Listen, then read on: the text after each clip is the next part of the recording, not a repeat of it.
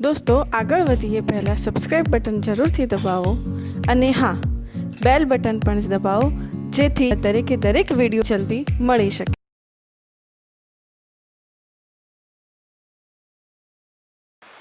મિત્રો, અગાઉના લેક્ચરમાં આપણે જે મેં મુદ્દો લખ્યો છે મોલ સંકલ્પના અને મોલર દળ એની ચર્ચા આગળ વધારીએ છીએ। ધ્યાન રાખજો। આપણને ખબર છે કે એસઆઈ એકમ પદ્ધતિના 7 એકમો પૈકીનો એક એકમ છે મોલ, બરાબર છે। અને મોલ એ દ્રવ્યનો જથ્થો દર્શાવવા માટેનો એકમ છે।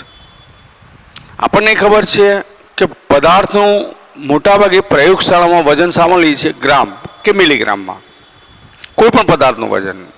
પણ ગ્રામ અથવા મિલીગ્રામ જેટલા જથ્થામાં પણ અસંખ્ય અણુ કે પરમાણુ હાજર હોઈ શકે છે, ઘટક કણો હોઈ શકે છે, બરાબર છે। આ ઘટક કણોને ગણવા મુશ્કેલ છે। જેમ કે એમ કહી દીધું કે 1 ગ્રામ કાર્બન, તો 1 ગ્રામ કાર્બનમાં પરમાણુની સંખ્યા કેટલી? 1 છે, 2 છે, 1000 છે, 10,000 છે, લાખ છે, આપણને ખબર નથી। તો એ વખતે મોલ એકમ પસંદ કરવામાં આવે છે। કયું એકમ? મોલ। ધ્યાન રાખજો। એટલે આપણે સ્પષ્ટ પોઈન્ટ નોંધતું જોયું। ધ્યાન રાખજો। એસઆઈ એકમ પદ્ધતિ પ્રમાણે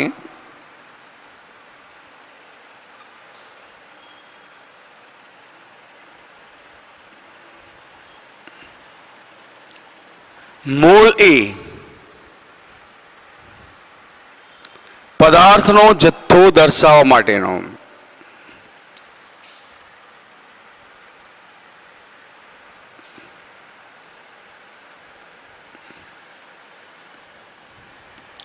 સાત એકમો પૈકીનો એક એકમ છે।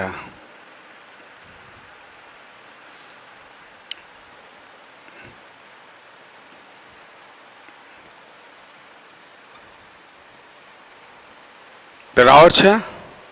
7 એકમો પૈકીનો એક એકમ, ધ્યાન રાખજો, એ મોલ છે।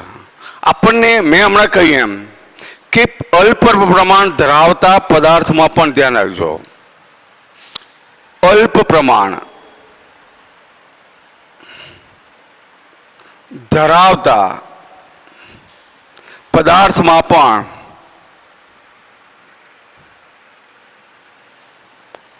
ઘટક કણો મતલબ ધ્યાન રાખજો પરમાણુ કે અણુની સંખ્યા, ધ્યાન રાખજો, ઘટક કણો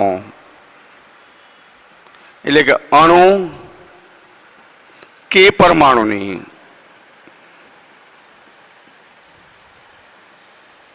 સંખ્યા ઘણી જ વધારે હોય છે। હવે આ ઘણી જ વધારે સંખ્યા એટલે કેટલા આંકડાની? 10 આંકડાની નહીં, 20 થી 25 આંકડાઓની સંખ્યાઓ મળે છે। ધ્યાન રાખજો મિત્રો। અને એટલા આંકડા લખવા વારંવાર કંટાળાજનક અને ભૂલ ભરેલા છે। અને એટલા માટે ધ્યાન રાખજો મોલ એકમ પસંદ કરવામાં આવ્યો છે, બરાબર છે। બીજી મહત્વની બાબત કે રાસાયણિક પ્રક્રિયામાં વપરાતા પદાર્થના દળ, ધ્યાન રાખજો, રાસાયણિક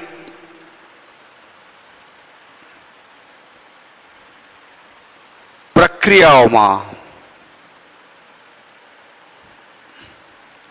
વપરાતા પદાર્થના દળ ગ્રામ એકમમાં દર્શાવવામાં આવે છે। ગ્રામ એકમમાં દર્શાવવામાં આવે છે।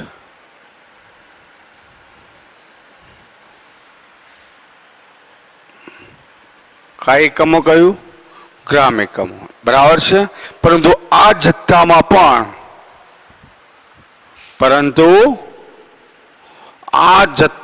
પણ અસંખ્ય અણુઓ કે પરમાણુઓ રહેલા હોય છે।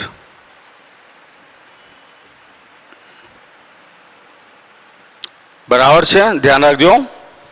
કે રાસાયણિક પ્રક્રિયામાં જે પ્રક્રિયકો વપરાય છે, જે પણ પદાર્થ છે એના દર જનરલી આપણે સામો લઈએ છીએ ગ્રામમાં, પરંતુ આ જથ્થામાં પણ અસંખ્ય પરમાણુ કે અણુ હાજર હોય છે, બરાબર છે. એટલે આપણે શું કરીએ છીએ, પરમાણુ કે અણુની આ સંખ્યાના ચોક્કસ જથ્થાને દર્શાવવા માટે, ધ્યાન રાખજો, પરમાણુ કે અણુની આ સંખ્યાના ચોક્કસ જથ્થાને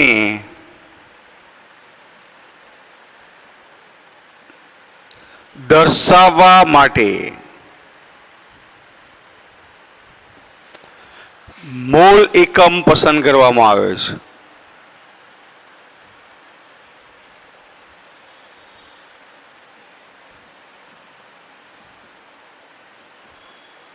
ધ્યાન રાખજો મિત્રો, મોલ શા માટે પસંદ કર્યો? હવે એક મોલ એટલે કેટલા? ધ્યાન રાખજો, પહેલા તો એક મોલમાં રહેલા અણુ, પરમાણુ કે ઘટક કણોની સંખ્યા કેટલી? તો ધ્યાન રાખજો, સ્પષ્ટ છે, એક મોલ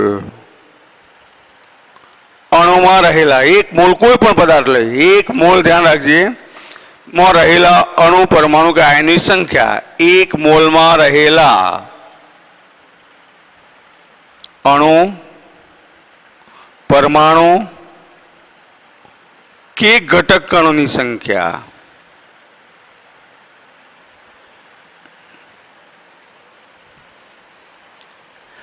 .022 ગુણ્યા 10⁻23 હોય છે. આ યાદ રાખજો મિત્રો, કેટલી સંખ્યા છે? 6.022 ગુણ્યા 10⁻23.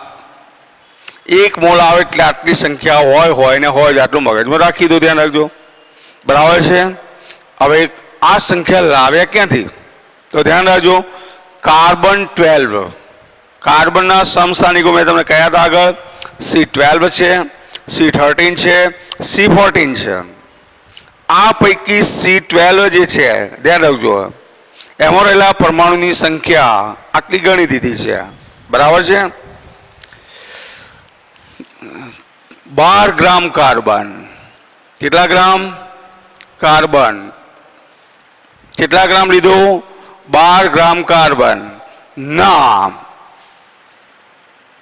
C12 સમસ્થાનિક માં રહેલી અથવા માં રહેલા પરમાણુની સંખ્યા, ધ્યાન રાખજો, પરમાણુની સંખ્યા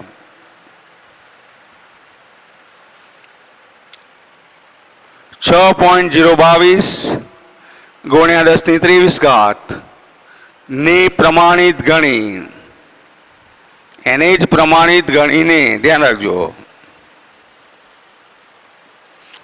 બરાબર, તેને એક મોલ તરીકે સ્વીકારવામાં આવ્યું છે. તેને એક મોલ તરીકે સ્વીકારવામાં આવી છે.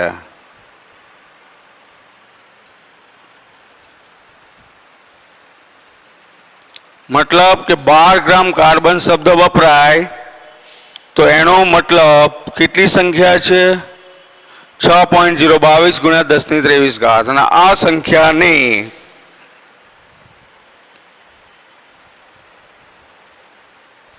એવોગેડ્રો આંક,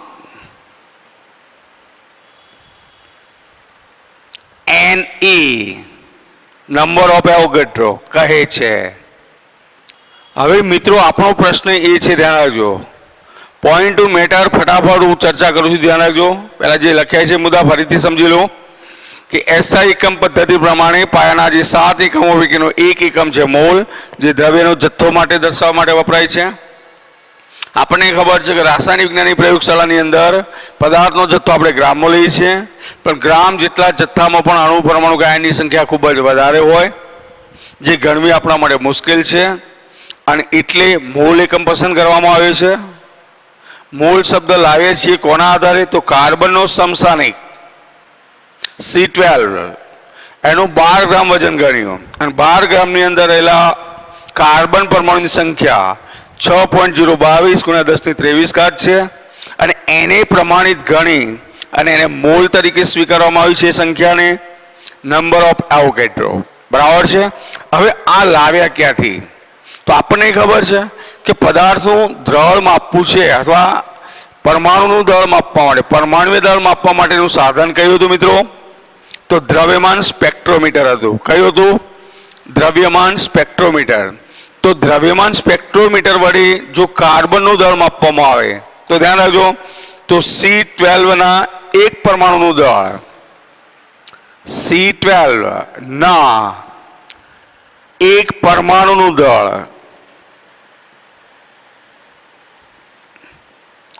દ્રવ્યમાન સ્પેક્ટ્રોમીટર વડે, દ્રવ્યમાન સ્પેક્ટ્રોમીટર વડે માપતા, શાના વડે માપ્યું? દ્રવ્યમાન સ્પેક્ટ્રોમીટર વડે માપતા તેનું મૂલ્ય 1.992648, તેનું મૂલ્ય 1.992648 ગુણ્યા, ધ્યાન રાખજો, આ મૂલ્ય મળ્યું છે 10⁻23 ગ્રામ મળ્યું, 10⁻23 ગ્રામ મળ્યું છે. હવે આ એક પરમાણુનું વજન તમને મળી ગયું હોય તો એક મોલ કાર્બનનું વજન કેટલું ગણ્યું આપણે? 12 ગ્રામ. એટલે આપણે લખી શકીએ કે આપણે જાણીએ છીએ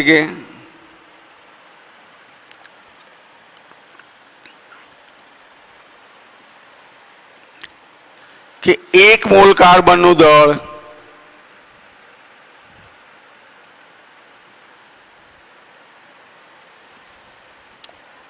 કેટલા ગ્રામ છે? 12 ગ્રામ. તો માટે આપણે ગણી શકીએ આથી આમાં રહેલા પરમાણુની સંખ્યા નીચે પ્રમાણે ગણી શકાય. ધ્યાન રાખજો, આથી તેમાં રહેલા અથવા 12 ગ્રામ કાર્બનમાં, 12 ગ્રામ કાર્બનમાં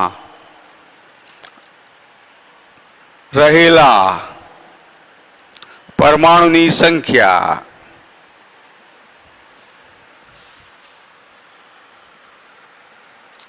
નીચે પ્રમાણે ગણી શકાય. કેવી રીતે મિત્રો સમજો કે આપણે 83 મૂકી શકીએ? કેવી રીતે? કે તમારી પાસે એક વસ્તુ ક્લિયર છે, ધ્યાન રાખજો કે એક પરમાણુનું દળ આટલું છે,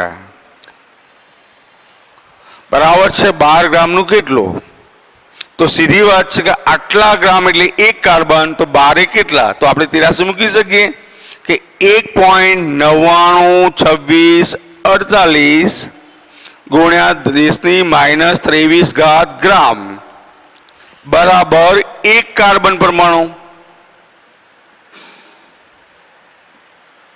માટે 12 ગ્રામ બરાબર કેટલા? પ્રશ્નાર્થ. સીધી જ રાશિ મૂકીએ આપણે તો સીધું જ તમને ખબર પડશે 12 ગ્રામ પ્રતિ મોલ છે, બરાબર છે. અને નીચે આવશે 1.992648 ગુણ્યા 10⁻23 ગ્રામ છે. તો આનું સાદુરૂપ આપતા લગભગ જે સંખ્યા મળી છે એ 6.022 ગુણ્યા 10⁻23 ઘાત કાર્બન પરમાણુ. મતલબ એક મોલમાં રહેલા કાર્બન પરમાણુ કેટલા? તો 6.022 ગુણ્યા 10⁻23 ઘાત. મિત્રો આનું સાદુરૂપ તમે આપજો જરા આંકડાનું. પણ જો 10ની ઘાતને ધ્યાનમાં લીધા વગર આ સંખ્યાને આપણે દર્શાવીએ શૂન્ય સહિત, મિત્રો શૂન્ય સહિત જો આ સંખ્યાને દર્શાવવામાં આવે 10ની ઘાતને ધ્યાનમાં લીધા વગર, તો આ સંખ્યા 24 અંકોની સંખ્યા મળે. કેટલા અંકોની? 24 અંકોની. હવે 24 અંકોની હું સંખ્યા દર્શાવવા જાઉં, બરાબર છે, તો સીધી વાત છે ભૂલ ભરેલું છે.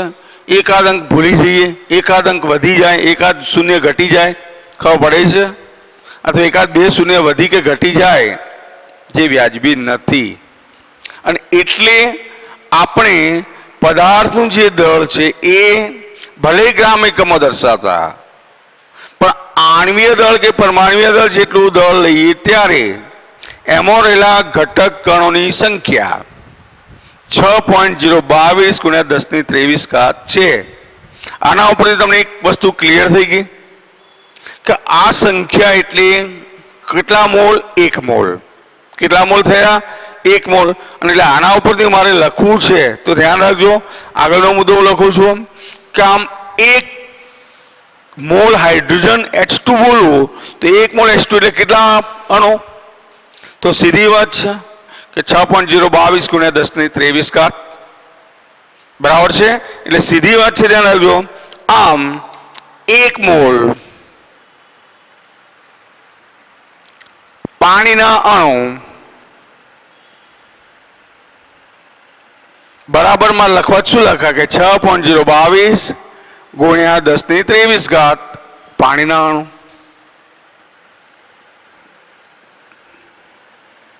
હું એમ બોલું કે 1 મોલ NaCl ના અણુ, એનો મતલબ કેટલા અણુ થયા? તો 6.022 ગુણ્યા 10⁻23 NaCl ના અણુ. મિત્રો, મોલ આધારિત MCQ ફરજિયાત, તો હું કહી રહ્યો છું ફરજિયાત શબ્દ વાપરું છું, JEE-માં, NEET-માં અને આપણે ભણીએ છીએ એટલે એમાં તો આવશે જ, હોય જ છે એમ માની લેવાનું. મોલ સંકલ્પના આધારિત MCQ, મોલ ઉપર આધારિત તો આખી કેમિસ્ટ્રીની મોટાભાગની ગણતરીઓ છે, બરાબર છે. એટલે એ બાબત સ્પષ્ટ ક્લિયર કરશું આપણે, બરાબર છે.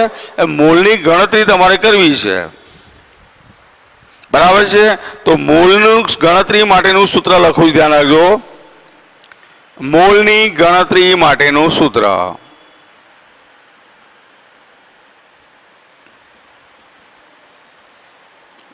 આ તમારે જાણવું છે અને જાણતા જોવા જોઈએ આપણે, ફરજિયાત ધ્યાન રાખજો. તો તમારા મગજમાં કે પરમાણુ કે અણુનું દળ જે છે ગ્રામ એકમમાં, તો મોલ બરાબર પરમાણુ કે અણુનું દળ ગ્રામ એકમમાં. કયા એકમમાં? ગ્રામ એકમમાં પહેલા તો લેવાનું, મતલબ ટૂંકમાં ઉપર દળ લેવાનું છે, બરાબર છે. અને નીચે લઈશું પરમાણ્વીય દળ,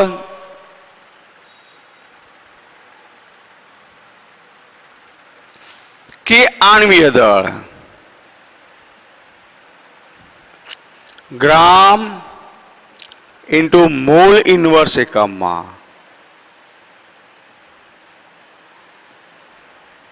સમજ પડે છે?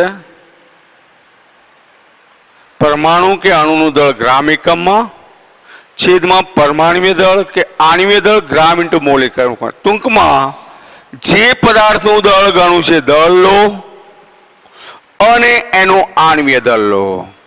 શું લઈ લો? આ સૂત્ર થયું. એટલે કે આણ્વીય દળ, અણુ હોય તો આણ્વીય દળ અને પરમાણુ હોય તો પરમાણ્વીય દળ. આ સૂત્ર મગજમાં રાખી દો. મોલ બરાબર છે. હવે મોલર દળ નવો કોન્સેપ્ટ આપણો બીજો છે, ધ્યાન રાખજો. તો એની વ્યાખ્યા લખી દઈએ, ધ્યાન રાખજો. મોલર દળ કોને કહેવાય? તો આ જ કોન્સેપ્ટ ઉપરથી વ્યાખ્યા આપણે લખી છે કે પદાર્થના 1 મોલનું ગ્રામમાં દર્શાવેલું દળ. ધ્યાન રાખજો, વ્યાખ્યા નવી લઈ લઈએ છીએ આપણે. મોલર દળ, મોલર દળ તો લખી શકીએ પદાર્થના 1 મોલનું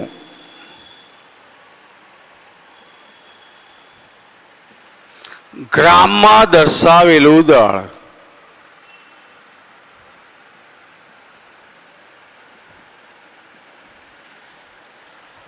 પદાર્થના 1 મોલનું ગ્રામમાં દર્શાવેલું દળ એ એનું શું કહેવાય? એ તેનું મોલર દળ ગણાય છે અથવા મોલર દળ કહેવાય છે. સમજો બરાબર છે. અથવા એમ લખી શકીએ 1 મોલ, ધ્યાન રાખજો, અથવા સ્પષ્ટ છે 1 મોલ એટલે કે 6.022 ગુણ્યા 10⁻23 ઘાત કણોના ભારને મોલર ભાર અથવા મોલર દળ અથવા તો મોલર દળ કહે છે. ધ્યાન રાખજો. ટૂંકમાં મોલર દળ એટલે શું? તો 1 મોલ કણોનું દળ. આપણને એમ કે કોઈ કે કાર્બનનું મોલર દળ કેટલું, તો કેટલું ગણશો? 12. H2O નું તો હાઇડ્રોજનનું 1 છે, તો 2 હાઇડ્રોજનનું 2 વત્તા ઓક્સિજનનું 16 18 થાય. NaCl નું કે તો Na નું 23, Cl નું 35.5, તો 58.5 થાય. ખ્યાલ આવશે મિત્રો? તો આ વાત કરી આપણે મોલર દળ અને મોલ સંકલ્પના. મિત્રો આના આધારિત MCQ પુષ્કળ પૂછાય, ધ્યાન રાખજો. 1-2 નથી બોલતો, પુષ્કળ પૂછાય છે.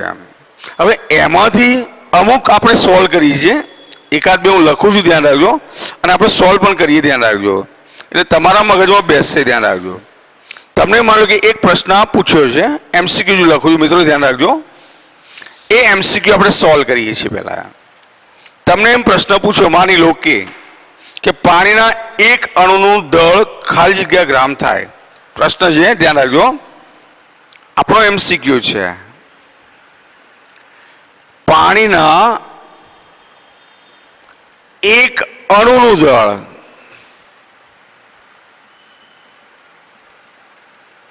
બરાબર ખાલી જગ્યા ગ્રામ, આવું પૂછ્યું. મિત્રો વિકલ્પ હું લખી દઉં છું, એટલે તમારે વિકલ્પોમાં વિચારવાનું ના રહે. એક વિકલ્પ આપ્યો છે A 3 ગુણ્યા 10⁻23 ઘાત ગ્રામ.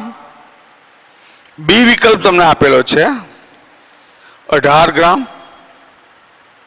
સી વિકલ્પ આપ્યો છે 1.5 ગુણ્યા 10⁻23 ઘાત ગ્રામ છે. ડી વિકલ્પ છે 4.5 ગુણ્યા 10⁻23 ઘાત ગ્રામ. મિત્રો આપણને આ પ્રશ્ન આપ્યો છે, સમજો. બરાબર છે? પ્રશ્ન બરાબર સમજાય તો વાંધો નહીં આવે. કે આપણી પાસે એક વસ્તુ ક્લિયર છે, સમજો બરાબર, કે પાણીનું આણ્વિક દળ કેટલું છે સમજો. પહેલા તો સ્પષ્ટ હું લખું છું, ધ્યાન રાખજો, કે પાણીનું આણ્વીય દળ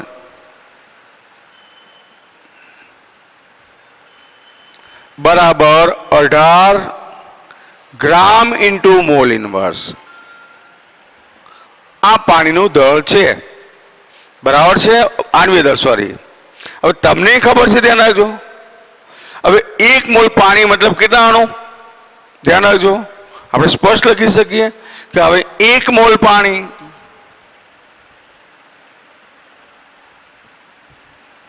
બરાબર 6.022 ગુણ્યા 10⁻23 ઘાત H2O ના અણુ,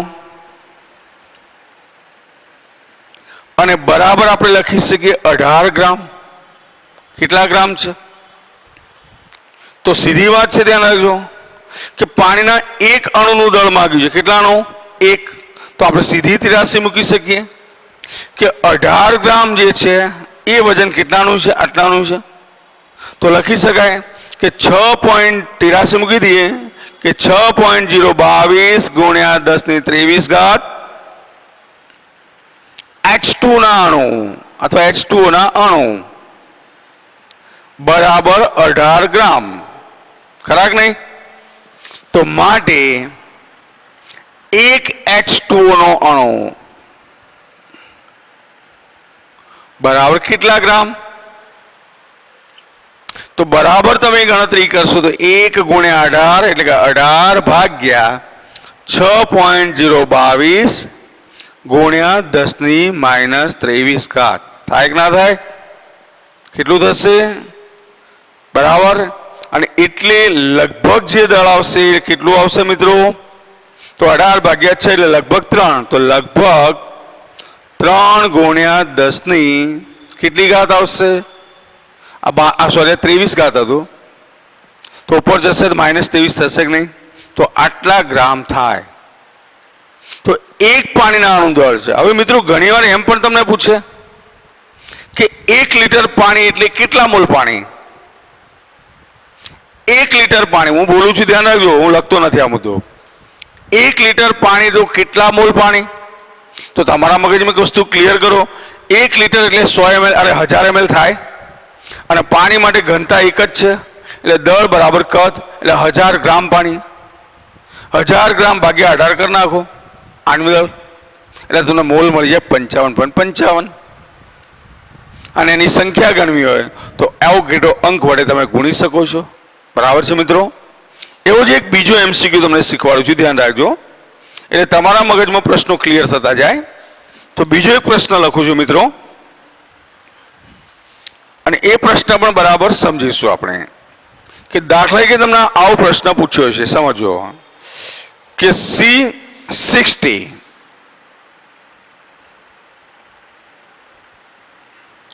C60 H122 કોઈ હાઇડ્રોકાર્બન આપ્યું છે 122 સંયોજનના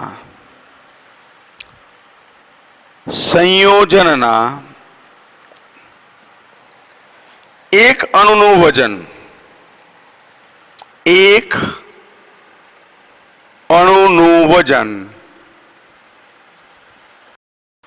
બરાબર ખાલી જગ્યા ગ્રામ. મિત્રો તમે ગણી શકો. હવે વિકલ્પો નથી મૂકતો, ધ્યાન રાખજો, વિકલ્પોની આપણે જરૂર નથી. બરાબર છે? તો સીધી વાત છે કે પેલાનો આણ્વિક દળ ગણી લઈએ. બરાબર છે? તો સ્પષ્ટ લખું, ધ્યાન રાખજો. C60 H120 નું આણ્વીય દળ બરાબર તમારે ગણવું છે. તો 60 કાર્બન છે, તો 60 કૌંસમાં કાર્બનનું પરમાણ્વીય દળ વત્તા 122 H છે, તો H નું પરમાણ્વીય દળ ગમે તે સૂત્ર તમને આપી શકે પરીક્ષામાં, મિત્રો ધ્યાન રાખજો. તો બરાબર 60 ગુણ્યા 12 કરીશું વત્તા 122 ગુણ્યા 1 કરીશું, તો 60 ગુણ્યા 12 એટલે 720 થશે વત્તા 122 બરાબર 720 વત્તા 122. મિત્રો સરવાળો કરશો તો 844 ગ્રામ ઇન્ટુ મોલ ઇન્વર્સ મળશે. ધ્યાન રાખજો, આનો આણ્વીય દળ. હવે તમારા માટે સીધો જવાબ થઈ ગયો કે આના એક અણુનું વજન ગણવું છે, તો સીધું છે કે 6.022 ગુણ્યા, ધ્યાન રાખજો, લખી શકીએ હવે તિરાસ કે 6.022 ગુણ્યા 10⁻23 ઘાત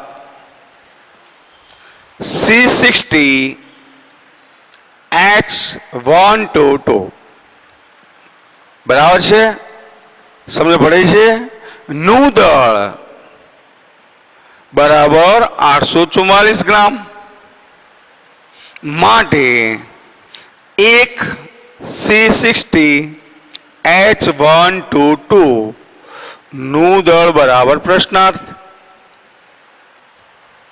તો બરાબર ગણતરી કરતા તમારો જવાબ થશે 844 છેદમાં 6.022 ગુણ્યા 10⁻23 ઘાત. તો મિત્રો સાદરૂપ આપો જરા, કેટલું આવશે? બરાબર છે? તો આનું સાદરૂપ મિત્રો કેટલું આવે છે?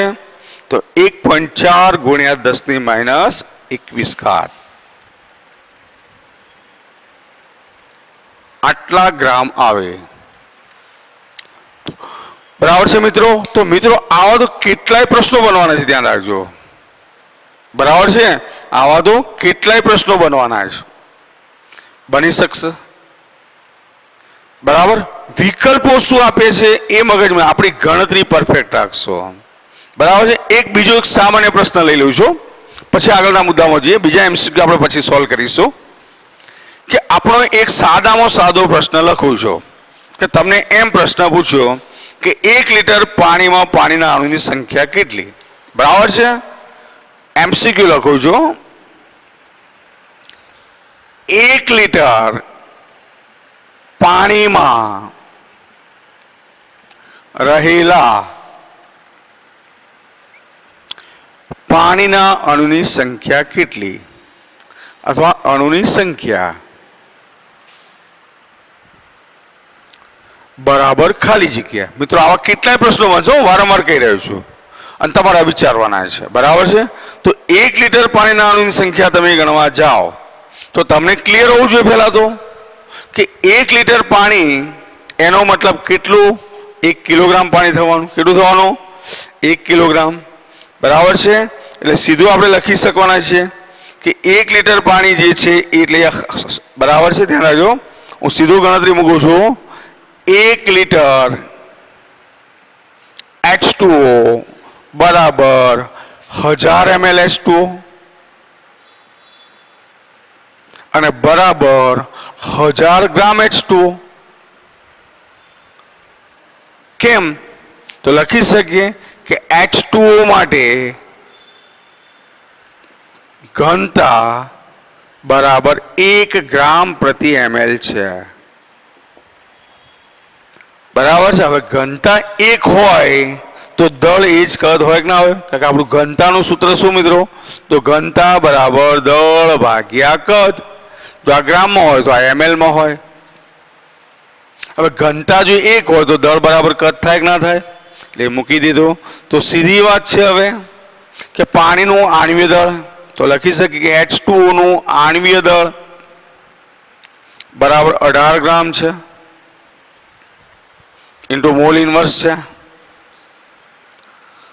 બરાબર છે. તો સીધી ગણતરી છે કે 18 ગ્રામ H2O બરાબર 1 મોલ H2O. કેટલા મોલ H2O છે? 1 મોલ H2O. તો તમારી પાસે કેટલા છે? 1000 ગ્રામ H2O બરાબર પ્રશ્નાર્થ બરાબર 1000 ભાગ્યા 18 થવાના બરાબર 55.55 મોલ H2O. જો જવાબ તમને મોલમાં માંગ્યો હોય તો આ જવાબ છે. શામાં માંગ્યો હોય તો મોલમાં. અને જો સંખ્યામાં માંગ્યો હોય તો સીધું લખી શકાય કે 55.55 ગુણ્યા 10 ની કેટલી ઘાત? અરે 6.022 ગુણ્યા 10 ની 23 ઘાત H2O ના અણુ. મિત્રો આ તો 1 લીટર કહ્યું, 10 લીટર 100 લીટર ગમે તે કે તો આપણા જવાબને કોઈ ઇફેક્ટ આવશે નહીં. મિત્રો ધ્યાન રાખજો. બરાબર છે. આવા તો કેટલાય પ્રશ્નો બનવાના મિત્રો, ધ્યાન રાખજો. બરાબર છે. પણ આપણે સમય મર્યાદાને ધ્યાનમાં રાખીને બધા જ MCQ સોલ્વ કરવા નથી ઓનલાઈન લેક્ચરમાં. બીજા મિત્રો તમે વિચારજો. બરાબર છે. આવા કેટલાય બનશે અને એની ચર્ચા આગળ બીજી પણ પ્રશ્નોની ચર્ચા આપણે પાછળ કરતા રહીશું. હવે મિત્રો આપણો નવો મુદ્દો લઈએ છીએ બંધારણીય તત્વોની ટકાવારી. બરાબર છે. અને પછી આણ્વીય દળ. અને ખૂબ જ મહત્વનો આના આધારિત MCQ પણ આપણને લગભગ પરીક્ષામાં હોય છે. ધ્યાન રાખજો મિત્રો. બરાબર છે. એટલે હવેનો મુદ્દો આપણે લઈએ છીએ, ધ્યાન રાખજો, બંધારણીય તત્વોની ટકાવારી.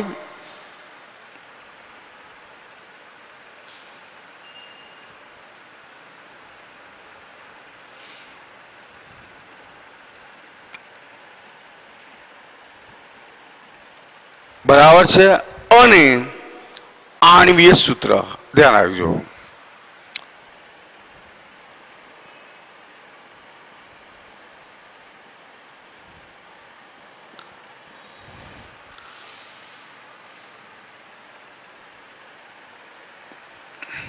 મિત્રો જો આપણે કોઈ પણ સંયોજનનો આણ્વીય દળ જાણતા હોય, શું જાણતા હોઈએ? આણ્વીય દળ. તો એમાં રહેલા તત્વોનું ટકાવાર પ્રમાણ 100% ગણી શકીએ, આપણે ચોક્કસ ગણી શકીએ છીએ. ધ્યાન રાખજો. અને ટકાવારીના આધારે જ આપણે પ્રચુરતા, આપણને ખબર છે પ્રચુરતા શબ્દ આવ્યો જે શું છે? ટકામાં પ્રમાણ છે, એ ગણી શકાય છે. અને એટલે ધ્યાન રાખજો કે 2 કે તેથી વધુ તત્વોથી સંયોજન બનેલું હોય ત્યારે બરાબર છે સંયોજનમાં રહેલા તત્વોનું પ્રમાણ એના દળના ચોક્કસ પ્રમાણ છે. એટલે સ્પષ્ટ પહેલું પોઈન્ટ લખું છું, ધ્યાન રાખજો. જ્યારે બે કે તેથી વધુ કેટલા બે કે તેથી વધુ તત્વોથી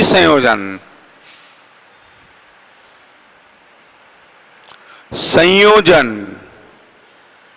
બનેલું હોય અથવા બન્યું હોય ત્યારે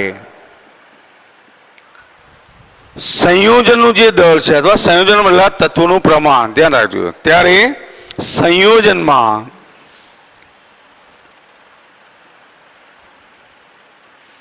રહેલા તત્વોનું પ્રમાણ, કોનું પ્રમાણ હું કહું છું? સંયોજનમાં રહેલા તત્વોનું પ્રમાણ તેના દળના ચોક્કસ પ્રમાણમાં હોય છે. ચોક્કસ પ્રમાણમાં હોય છે. મતલબ H2O છે તો H2O ના દળની સાપેક્ષમાં હાઇડ્રોજન ચોક્કસ પ્રમાણ તો હશે ને. ગ્રામમાં વાત કરીએ, માનો કે ગ્રામમાં જ તો H2O 18 ગ્રામ હોય તો હાઇડ્રોજન કેટલા ગ્રામ? 2 ગ્રામ છે. ઓક્સિજન કેટલા ગ્રામ છે? 16 ગ્રામ. તો પ્રમાણ તો છે જ. એટલે જો સંયોજનનું આણ્વિય સૂત્ર જાણતા હોઈએ, બરાબર છે, ધ્યાન રાખજો, જો સંયોજનનું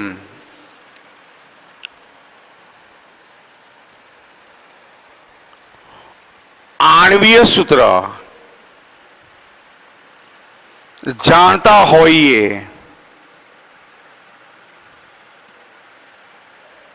તો તે સંયોજનમાં રહેલા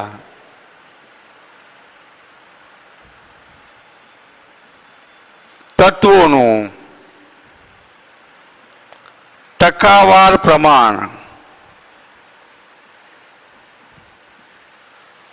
જાણી શકાય છે. મતલબ એના માટે તમે આણ્વિય સૂત્ર જાણતા હોવા જોઈએ. કારણ કે આણ્વિય સૂત્ર ઉપરથી જ આપણે આણ્વિય દળ ગણી શકવાના મિત્રો, એ સિવાય શક્ય નથી. બરાબર છે.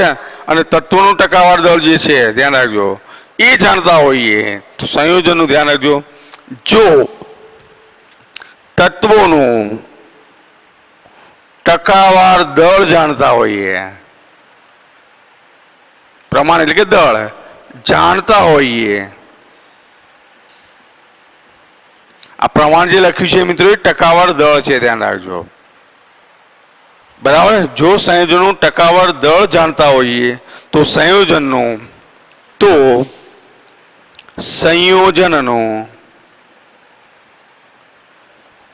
આણ્વિય સૂત્ર નક્કી કરી શકાય છે.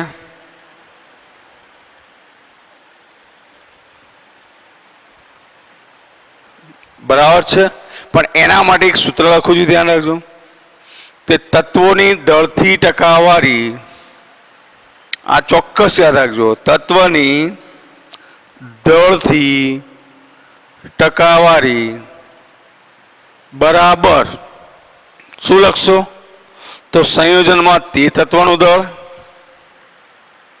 સંયોજનમાં તે તત્વનું દળ ભાગ્યા શું લખશો મિત્રો? તો ભાગ્યા લખશું સંયોજનનું મોલર દળ,